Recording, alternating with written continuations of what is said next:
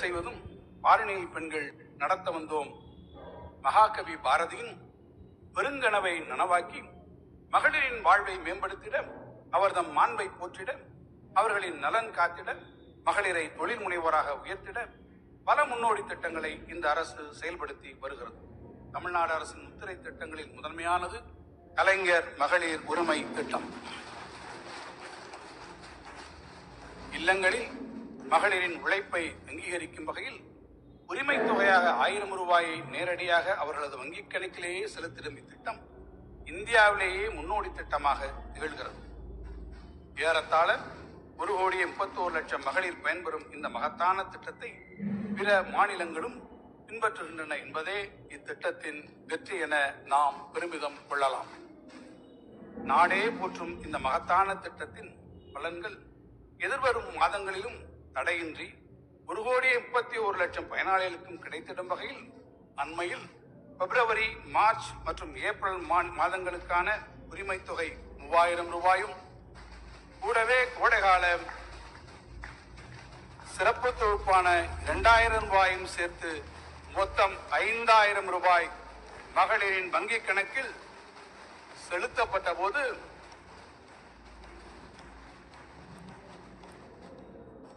தமிழ்நாடே இன்ப அதிர்ச்சியில் உறைந்து போனது.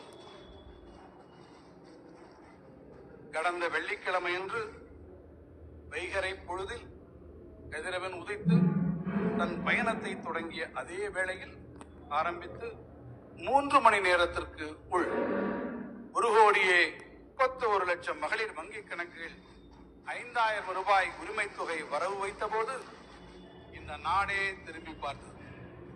மக்கள் மகிழ்ச்சி கடலில் திளைத்தனர். எதிர்காலத்தில் வரக்கூடிய தடைகளையும் நிகழ்நேரத்தில் கணித்து அவற்றையெல்லாம் தகர்த்து தன் குடிமக்களை காத்திடும் ஓர் உன்னத தலைவரை பெற்றது தமிழ்நாட்டின் நல்வாய்ப்பு. மகளிர் மனம் குளிர இல்லத்தரசிகளின் இதயங்கள் மகிழ்ச்சியில் நிறைந்திடும் வண்ணம் ஒரே நாளில் ஏறத்தாழ 6500 கோடி ரூபாய் நிதியினை தமிழ்நாடெங்கும் ஏழை எளியவரின் கரங்களில் தவழச் செய்த எங்கள் முறை செய்து காப்பாற்றும் மன்னவனாகிய மாண்புமிகு தமிழ்நாடு முதலமைச்சர் அவர்களுக்கு கோடாடு கோடி மங்கையரின் சார்பாகவும் இம்மாமன்ற உறுப்பினர் சார்பாகவும் என் நெஞ்சார்ந்த நன்றிகளை உரித்தாக்குகிறேன். மகளிரின் பயணச் செலவிற்கான சுமையை கொடுத்திடவும், அவர்கள் தமிழ்நாட்டின் பொருளாதார வளர்ச்சியில் பங்கேற்கவும், அரசு பேருந்துகளில் கட்டணம் இல்லாமல் செல்ல வழிவகுக்கும் விடியல் பயணம் திட்டத்தின் மூலம் இதுவரை 881 கோடி முறை பாதுகாப்பான பயணங்களை மகளிர் மேற்கொண்டுள்ளனர். இதனால் சராசரியாக மாதம் ஒன்றுக்கு 888 ரூபாய் வரை சேமிப்பை நமது மகளிர் பெறுகிறார்கள். மகளிர் கல்வியை போற்றி பாதுகாத்திட, பள்ளிக் கல்வியிலிருந்து உயர்கல்வி வரை தொடர்ந்திட இவ்வரசு செயல்படுத்தியதே உயர்கல்விக்கு உதவிடும் புதுமை பெண் திட்டம். 6ஆம் வகுப்பு முதல் 12ஆம் வகுப்பு வரை அரசு உதவி வரும் பள்ளிகளில் பயின்ற மாணவியர் அவர்தம் உயர்கல்வி கற்றலை மாதந்தோறும் 1000 ரூபாய் வழங்கி ஊக்கப்படுத்தும் இத்திட்டத்தின் கீழ் இதுவரை 6,95,296 மாணவியர் பயன்பெற்றுள்ளனர். மகளிரின் தற்சார்பு வாழ்வுக்கு வழிகோல 1989ஆம் ஆண்டில் மகளிர் சுய உதவிக்குழு இயக்கம் கண்டார் தமிழறிஞர் கலைஞர்.